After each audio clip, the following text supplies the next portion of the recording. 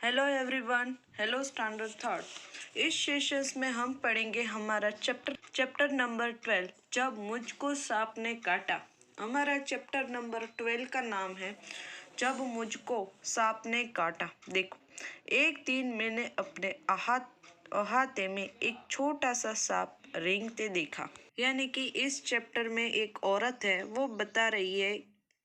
यहाँ अहाते का मतलब है आंगन। यानी कि इस औरत ने अपने आंगन में एक सांप देखा रेंगते हुए, जहां वह धीरे धीरे रेंग रहा था। यानी कि सांप धीरे धीरे चल रहा था। देखो, ये औरत मुझको देख, यानी कि इस औरत ने सांप को अपने आंगन में रेंगते हुए देखा। मुझको देखती ही वह भागा और वहीं पर पेड़ पड़े हुए नारियल कि एक खोल में घुसकर छिप गया। यानी कि इस औरत को एक सांप दिखा और सांप भी बेचारा भाग गया और कहा, देखो कहाँ गिरा पता है? नारियल की जो खोल होती है वहां जाकर छिप गया। देखो, इस बच्चे ने ही अब ये नारियल पकड़ा है, तो इस खोल में ही सांप होगा। देखो, मैंने पत्थर का एक टुकड़ा उठाया और उससे नारियल की खोल का मुंह बंद कर दिया। उसे लेकर मैं नानी के पास दौड़ गया। इस चैप्टर में क्या हुआ? इस बच्चे ने एक सांप देखा, सांप घबरा गया। तो ये बच्चा इतना हिम्मत वाला है कि जब वो सांप इस नारियल की खोल में चला गया, तो इस बच्चे ने क्या किया पता है? पत्थर से उस नारियल का जो मुंह होता है वो बंद कर दिया और लेकर अपनी नानी के पास जा पहुंचा। देखो, ये है छोटा सा बच्चा और ये है उसकी नानी। अब इस नारियल में सांप है, नारियल की खोल में सांप है, जैसा हमने पढ़ा। देखते हैं आगे क्या होता है कहानी में। मैंने कहा, नानी देखो, मैंने सांप पकड़ा है। फिर ये बच्चा अपनी नानी के पास जाता है और कहता है कि देखो, मैंने सांप पकड़ लिया है। नानी चीख उठी, सांप? तो नानी भी ऐसा शौक हो गई कि क्या तूने सांप पकड़ा है? ऐसा वह इतना घबरा गया कि लंगी और जोर जोर से चीखने पुकारने लगी। यानी कि नानी भी बहुत ही डर गई ये बात सुनकर। नाना ने सुना तो अंदर दौड़े आए।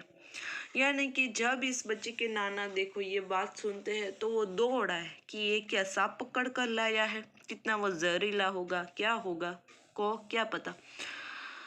जब उन्हें पता चला कि नारियल की खोल के अंदर सांप है, तो उन्होंने मेरे हाथ से उसे छीनकर दूर फेंक दिया। यानी कि नाना ने क्या किया, इस बच्चे के हाथ में जो नारियल की जो खोल थी उसको उठाया और फेंक दिया। क्यों? क्योंकि इसमें सांप था, इसलिए। अब देखो आगे आगे क्या होता है। उन्होंने मेरे हाथ से छीनकर नन्हा सांप बाहर निकल आया और रेंगता हुआ पास की झाड़ी में गायब हुआ। जैसे ही इस बच्चे के नाना ने नारियल की खोल को ऐसे फेंका, तो उस खोल में से सांप बाहर आया और कहाँ? झाड़ियों के पीछे छिप गया। नाना ने मुझसे कहा, खबरदार, फिर कभी सांप के पास मत जाना, सांप बहुत खतरनाक है। तो इसके नाना इसको थोड़ा सा डांटते इस बच्चे को और कहते हैं कि आज के बाद तू कभी भी सांप के पास नहीं जाएगा, तुझे पता नहीं है कि सांप कितने खतरनाक होते हैं। ऐसा उसको डांटते इस बच्चे को। उसी दिन शाम को, देखो सामने वाले पेज में 105, उसी दिन शाम को मैं एक बर्ड को पकड़ने की कोशिश कर रहा था कि उसने काट खाया। देखो, अब ये क्या हुआ, ये बच्चे ने पहले सांप पकड़ा तो दूसरी बार क्या पकड़ा पता है? कोई बर्ड पकड़ा और इस बच्चे को काटा। बड़ी जोर से दर्द उठा। मुझे दर्द से कहराते देखकर नानी ने सोचा कि मुझे सांप ने काट लिया। मैंने दौड़कर नानी को उंगली दिखाई। उन्होंने जल्दी से नाना को पुकार। यानी कि इस बच्चे को किसी ने काट लिया, बर ने। तो वो नानी के पास जाता है, तो नानी ने लगा कि इस बच्चे को तो सांप काट दिया। तो फिर से बेचारे नाना और नानी इसके घबरा गए। नाना तुरंत दौड़े आए और मेरी उंगली को देखा। यानी कि इसके जो नाना है, देखो ये इस बच्चे की उंगली को देखते हैं क्योंकि वहां उसको काट डाला था, इसलिए काटा था। जहां बर ने काटा था वहां नीला निशान पड़ गया था। यानी कि उसका जहर होता है ना, जब कोई काटता है तो वो हमारा वो जो पार्ट है वो नीला रंग का हो जाता है। तो इस बच्चे के साथ भी ऐसा ही हुआ। जहां बर ने काटा था वहां नीला निशान पड़ गया। वह चट मुझे गोद में उठाकर बाहर भागे। देखो, यानी कि इसके नाना इस बेचारे को लेकर फट से भागने लगे, ऐसे बहुत ही घबरा गए। बाग और धान के खेतों को पार करके भागते भागते वह घर से दूर एक छोटी सी झोपड़ी के सामने जाकर रुके। तो फिर इसके नाना है वो कहाँ पहुंच गए? एक झोपड़ी के पास। सारे खेत को पास करके और ऐसे जल्द में वहां पहुंचती उन्होंने आवाज लगाई और ऐसे बेचारे चिल्लाते चिल्लाते गए। देखते हैं क्या है आगे।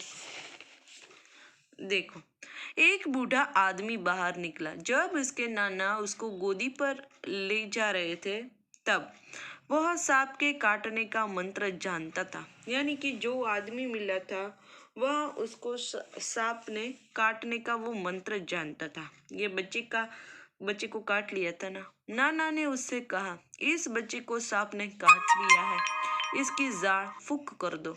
तो फिर इस बच्चे के नाना कहते हैं कि इस बच्चे को सांप ने काट लिया है, इसकी थोड़ी सी जाड़ फूंक कर दो। बूढ़ा मुझे झोपड़ी में ले गया। यानी कि झोपड़ी में गया।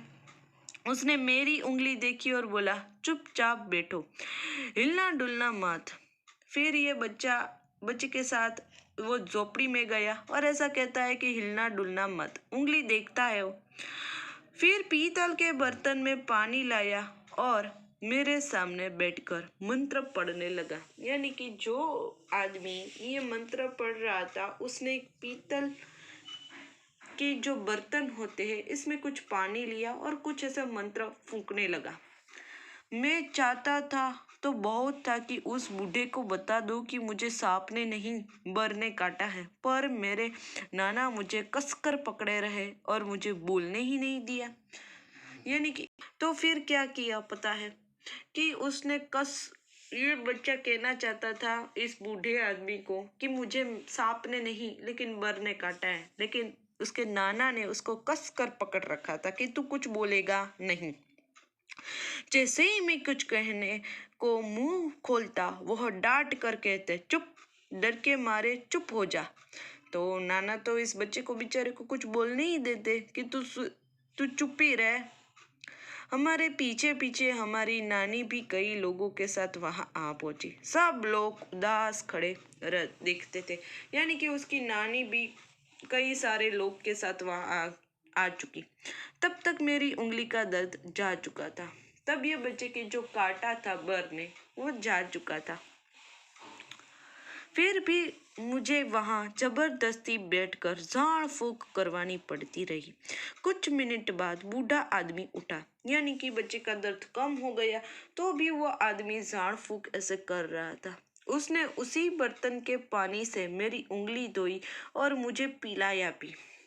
यानी कि जो पीतल के बर्तन में जो पानी था वो इस बच्चे को पिलाया। उसने मुझे बोलने से मना कर दिया ताकि दवा का पूरा असर हो।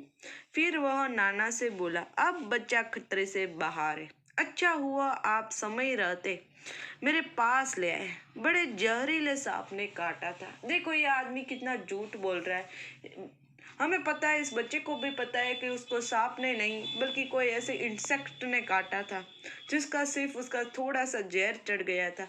तो ये आदमी बोलता है कि सांप ने काटा था, अब ये खतरे से बाहर है। अच्छा है आप मेरे पास ले आए, ऐसा झाड़ फूक की, मंत्र वाला पानी पिलाया और ये सब किया।